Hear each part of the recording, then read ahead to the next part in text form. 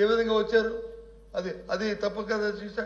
అందుకు కాబట్టి దయచేసి ముందు ఏదైతే మా డిమాండ్ ఉందో బిఎస్సీలో ఏదైతే మనం అంగీకరించామో ఆ డిబేట్ని జరిగి తీరాలి అనేది మా డిమాండ్.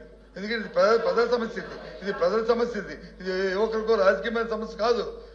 కోట్లాది మంది ప్రజలకి ఇస్తున్న ప్రజా ఆరోగ్యానికి సంబంధించిన సమస్య. వాళ్ళందరూ ఎంత ఇబ్బంది పడుతున్నారో ఈ సమస్య. కాబట్టి జరగాలి, డిబేట్ జరగాలి. మీరు తీసుకున్న నిర్ణయం ప్రజా వ్యతిరేకంగా రద్దవ్వాలి. అప్పుడే ముందుకెళ్తాం. అంతేగాని మాకు ఇంకో దురుద్దేశం లేదు. బిఎస్లో డిస్కస్ చేశారు.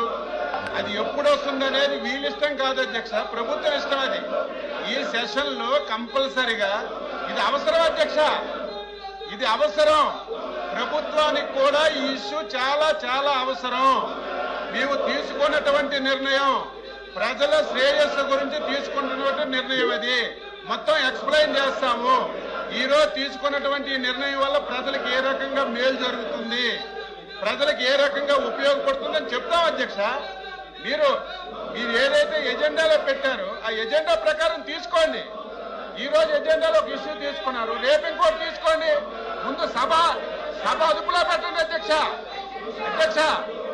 సభ అదుపులో పెట్టండి.